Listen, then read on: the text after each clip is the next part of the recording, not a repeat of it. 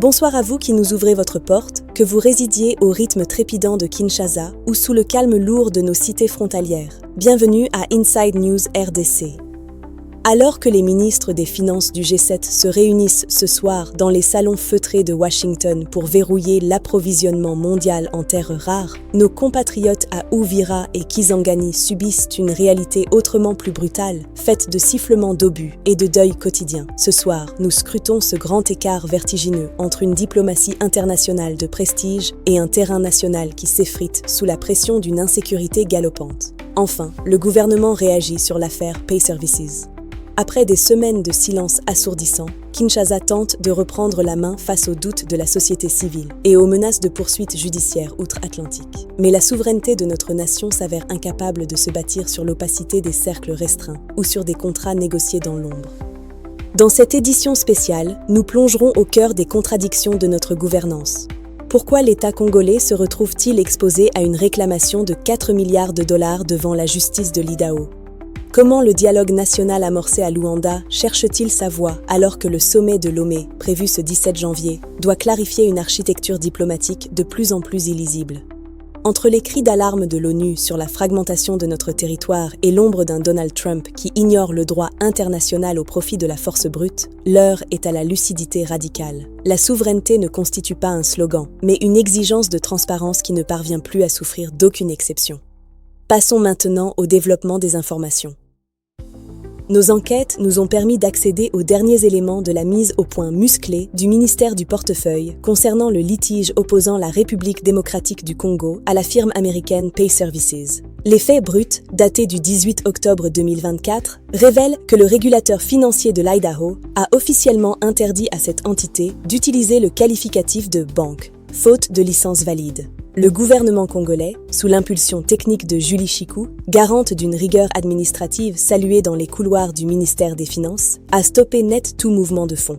Kinshasa dénonce aujourd'hui des manœuvres dolosives d'une entreprise qui aurait sciemment trompé l'État sur sa solvabilité réelle. Pourtant, la coalition Le Congo n'est pas à vendre, CNPAV, s'inquiète de l'exposition de notre pays à un risque juridictionnel majeur. Pay Service réclamant désormais 4 milliards de dollars devant les tribunaux américains. Pour décoder ce bras de fer entre Kinshasa et l'IDAO, Julia, notre analyste, nous a rejoints. Julia, bonsoir. Bonsoir Imelda. L'IDAO, Imelda, ne constitue que la surface d'un sinistre systémique bien plus profond qu'une simple usurpation de titres bancaires. Techniquement, l'administration congolaise agit avec raison en protégeant le trésor contre une entité dépourvue de substances légales certifiées. Toutefois, l'asymétrie d'informations dans ce dossier révèle une pathologie de gestion. Comment un projet de numérisation des fonctions régaliennes, censé sécuriser nos flux financiers, a-t-il franchi les étapes de validation sans un appel d'offres international rigoureux ? L'absence de mise en concurrence crée une vulnérabilité contractuelle que les avocats de Pay Service exploitent aujourd'hui pour transformer un échec opérationnel en un chantage financier à l'échelle macroéconomique. La chaîne de responsabilité s'avère concentrée dans un cercle restreint, ultra-présidentiel, court-circuitant les mécanismes de contrôle institutionnel habituels. Cette personnalisation de la décision publique fragilise la position de la RDC sur les marchés obligataires. Que les allégations de pots de vin soient fondées ou qu'elles relèvent d'une stratégie de défense agressive, elles illustrent une pratique où l'accès au marché souverain semble dépendre d'arrangements informels plutôt que de procédures normées. Le risque de 4 milliards de dollars est le prix d'une diplomatie contractuelle menée dans l'opacité. Kinshasa se trouve désormais face à un dilemme. Trouver sa bonne foi devant des juridictions anglo-saxonnes intransigeantes ou assumer une tâche indélébile sur sa signature financière internationale.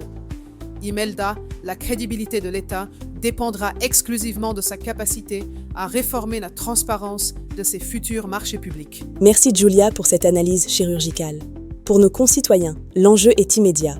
L'opacité d'aujourd'hui se transforme mécaniquement en la dette souveraine de demain, que chaque foyer congolais finira par payer. Cette exigence de probité interne constitue le socle indispensable d'une diplomatie externe qui peine à stabiliser nos frontières, comme en témoignent les récentes tractations en Angola.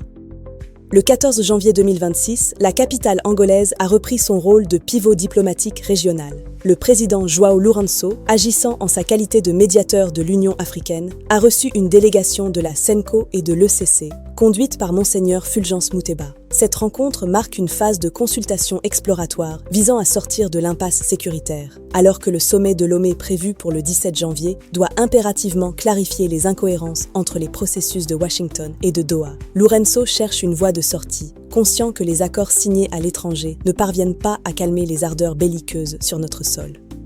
Cependant, la tension politique à Kinshasa se durcit.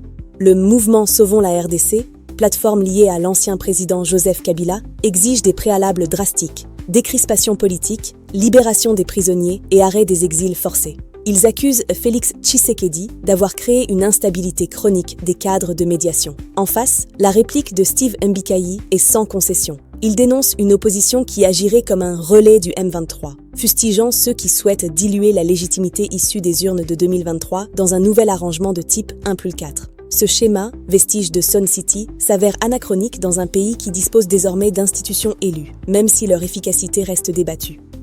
Sur le terrain, le pacte social pour la paix, porté par nos évêques, tente de réconcilier les cœurs. Mais la réalité diplomatique est plus rugueuse. Tant que la question rwandaise et l'ingérence de Kigali ne seront pas traitées à la source, tout dialogue interne risque de n'être qu'un simulacre. Le dialogue est-il une quête de paix authentique ou un cheval de Troie destiné à imposer un partage des ressources entre élites ? Cette incertitude diplomatique se heurte violemment à l'urgence sécuritaire signalée par les Nations Unies, dont les rapports dressent un constat de faillite humanitaire. Devant le Conseil de sécurité, Jean-Pierre Lacroix a dressé un tableau apocalyptique qui devrait glacer le sang de tout dirigeant. Les chiffres sont sans appel. 24 millions de nos compatriotes se trouvent en situation d'insécurité alimentaire grave, alors que le plan humanitaire ne parvient à être financé qu'à hauteur de 22%. Plus tragique encore, les données de déplacement forcés atteignent des sommets historiques. 5,35 millions de personnes déplacées à l'intérieur de nos frontières depuis janvier, dont 2,68 millions de nouveaux déplacés qui ont tout perdu sous la pression des combats. L'analyse de la menace révèle un risque imminent de fragmentation de la RDC. Malgré les engagements de Washington du 4 décembre, l'expansion de l'AFC M23 vers le sud Kivu et particulièrement vers Uvira crée une dynamique de rupture territoriale. Le contraste s'avère cruel entre les communiqués triomphants des chancelleries et la réalité des tirs d'artillerie lourde qui pilonnent les populations civiles. L'établissement d'administrations parallèles par les rebelles constitue une violation flagrante de notre souveraineté que les mécanismes de surveillance actuels s'avèrent incapables d'enrayer. La régionalisation du conflit s'accentue avec l'implication de forces étrangères, menaçant la stabilité de l'ensemble des Grands Lacs. En Ituri, la MONUSCO reste souvent le dernier rempart pour 100 000 déplacés, mais sa capacité d'action s'amenuise face aux restrictions de mouvement. Cette impuissance internationale pose une question fondamentale. La survie de nos populations pèse-t-elle quoi que ce soit face aux intérêts miniers stratégiques discutés au G7 ? La sécurité de notre territoire s'efface devant la guerre mondiale pour les ressources, où la RDC est traitée comme un gisement à ciel ouvert plutôt que comme une nation souveraine. La réunion du G7 à Washington, pilotée par Scott Bessent sous l'ombre de Donald Trump, marque un tournant dans la prédation de nos ressources. L'objectif est clair, briser l'hégémonie de la Chine, qui contrôle 90% des métaux et aimants permanents. Dans ce pivot, la RDC devient le centre de gravité d'un affrontement entre superpuissances. Mais l'approche de Trump, qui affirme ne pas se soucier du droit international lorsqu'il entrave les intérêts américains, doit nous alerter sur la fragilité de notre souveraineté minière. Le parallèle avec l'Iran est saisissant. France 24 souligne l'illisibilité totale de la politique de Trump, capable de menacer de frappes imminentes avant de reprendre à son compte le narratif officiel d'un régime répressif. En Iran, pendant que Trump assure que les tueries cessent, des témoins décrivent 12 corps tombant sous les tirs de mitraillettes et des cimetières saturés. Cette complaisance avec la force, au mépris des faits documentés par les ONG, préfigure ce qui attend la RDC. Une diplomatie transactionnelle où nos minerais s'avèrent être la monnaie d'échange contre une stabilité illusoire.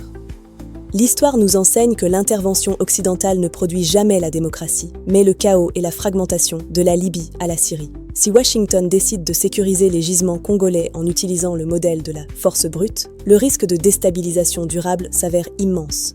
Pour le citoyen congolais, cela signifie que la richesse de notre sous-sol pourrait redevenir notre malédiction suprême si nous ne parvenons pas à assainir notre gestion interne des finances, véritable nerf de la guerre pour la survie de la nation. La justice congolaise semble enfin s'attaquer aux métastases de la corruption. Le ministre Guillaume Ndjefa a ordonné des poursuites contre des membres du cabinet de Doudou Fwamba pour des faits présumés de corruption et de concussion. Des commissions illicites atteignant 50% seraient exigées sur la chaîne de dépenses publiques, bloquant l'indemnisation des agents de l'État et des avocats de la République. Ces pratiques transforment l'administration en un péage privé où le service public s'efface devant le profit individuel. À Kisangani, le scandale du Frivao révolte la conscience nationale. Des réseaux d'individus, se faisant passer pour des responsables d'associations, auraient détourné les fonds destinés aux victimes de la guerre de 6 jours. Ces malversations privent nos compatriotes de leur droit légitime à la réparation, alimentant un sentiment d'injustice qui ronge la cohésion sociale dans la Tshopo. Pendant ce temps, au Sankuru, l'Assemblée provinciale tente une réforme radicale, l'interdiction de la consommation des recettes à la source. En exigeant le versement de chaque franc dans un compte unique, le président Salomon Osako veut mettre fin au trou noir budgétaire où les fonds s'évaporent avant même d'atteindre le trésor. Cette mesure vise à garantir que les impôts des citoyens financent réellement les écoles et les routes, plutôt que de disparaître dans une gestion opaque qui s'avère incapable de financer plus de 10% du budget provincial. La justice doit désormais cesser d'être un slogan pour devenir une sentence contre ceux qui pillent la nation de l'intérieur. Avant de clore ce journal, passons en revue quelques brèves. Ces informations, bien que plus courtes, sont des pièces essentielles du puzzle national. Dans l'Ituri, le lieutenant-général Johnny Luboya Nkashama a frappé un grand coup en promettant l'arrestation prochaine de Thomas Lubanga. Lors de la présentation de 20 criminels à Bunia, le gouverneur militaire a rappelé que personne n'est au-dessus de la loi. Une fermeté indispensable pour restaurer la confiance d'une population qui ne parvient plus à supporter l'impunité des chefs de milice. À Kinshasa, le drame des sans-abri s'accentue au site Funa, où plus de 100 familles dorment à la belle étoile après des démolitions nocturnes brutales. Si l'hôtel de ville invoque un urbanisme préventif contre les inondations, la coalition DESC dénonce une expropriation illégale de citoyens munis de documents en règle. Ce choc entre aménagement urbain et droits fondamentaux laisse des dizaines d'enfants sans toit, illustrant les limites d'une politique de la force sans accompagnement social. Au Maniema, des affrontements fratricides opposent les FARDC aux combattants Wazalendo en territoire de Kailo, provoquant un désastre humanitaire dans la forêt de Kazenga-Numbi. Les notables locaux, dont Eddie Moke Soumaili, supplient le gouvernement central d'assurer une gestion humaine et structurée de ces réservistes, dont le manque de coordination avec l'armée régulière transforme des alliés de circonstance en source de chaos pour les civils. Dans la Tshopo, une mission parlementaire se rend d'urgence à Izangui après une série d'attaques violentes contre des opérateurs économiques, dont l'assassinat barbare de l'épouse d'un commerçant à Imbolo. Le gouverneur Paulin Lendongolia tente de freiner la justice populaire par des audiences foraines pédagogiques, espérant que la présence de l'État parvienne à étouffer la tentation de la vengeance privée dans une province en proie à une insécurité croissante. Au Congo-Brazzaville, de l'autre côté du fleuve, Denis Sassou Nguesso, âgé de 82 ans, se prépare à briguer un 5e mandat en 2026. Malgré un bilan économique contrasté, marqué par une croissance atone de 2,6% et une dépendance critique aux hydrocarbures, le président joue la carte de la continuité. Cette dynamique régionale, où la longévité politique se heurte à une pauvreté stagnante touchant la moitié de la population, influence directement les équilibres diplomatiques de notre propre pays. Pour clôturer ces brèves, le stade Prince Moulay Abdellah de Rabat s'apprête à vibrer ce dimanche 18 janvier. La finale de la CAN 2025 opposera le Maroc au Sénégal pour un choc monumental. Ce match représente l'affirmation du leadership sportif africain. Les Lions de l'Atlas comptent sur l'avantage du terrain et une défense de fer qui n'a encaissé qu'un seul but. Face à eux, les Lions de la Teranga s'appuient sur l'expérience de Sadio Mané, buteur décisif contre l'Égypte. Le Sénégal ambitionne de conserver sa suprématie continentale. Ce duel entre les deux meilleures nations du classement FIFA prouve que le talent de notre jeunesse est le moteur de notre rayonnement mondial. Cette édition spéciale d'Inside News RDC nous place face au miroir de nos propres renoncements. De l'affaire Pay Services, qui expose la fragilité de nos signatures contractuelles, à l'impasse de Luanda et Lomé, Où la paix se cherche entre dialogue de sourds et ingérence régionale, la République vacille. L'alerte rouge lancée par Jean-Pierre Lacroix sur la fragmentation de notre territoire nous rappelle que pendant que certains négocient des commissions de 50% au ministère des Finances, c'est l'intégrité même de notre héritage commun qui est mise aux enchères. Le détournement des fonds du Frivao à Kisangani n'est pas qu'un crime financier, c'est une profanation de la douleur de nos martyrs. Comme le souligne une pensée profonde que nous devrions tous méditer, la paix sans justice n'est qu'une trêve avant l'orage. Ce constat nous rappelle que tant que les architectes de l'opacité financière et de l'insécurité ne seront pas mis face à leurs responsabilités, la stabilité de la RDC restera un mirage lointain. La souveraineté ne se décrète pas dans les sommets internationaux, elle se protège ici par la transparence absolue et la force implacable de la loi. Pour approfondir ces enjeux stratégiques, je vous invite à consulter notre dossier d'analyse, l'accord de Washington et la stratégie de pillage organisé, disponible sur notre canal Inside News Review. Ce document met en lumière les mécanismes qui lient la diplomatie de Trump à l'exploitation de nos terres rares. Que Dieu protège notre nation, qu'il guide nos dirigeants vers la voie de l'intégrité et qu'il apporte le réconfort à nos frères et sœurs de l'Est. Merci pour votre fidélité exigeante. Rendez-vous demain pour une nouvelle édition.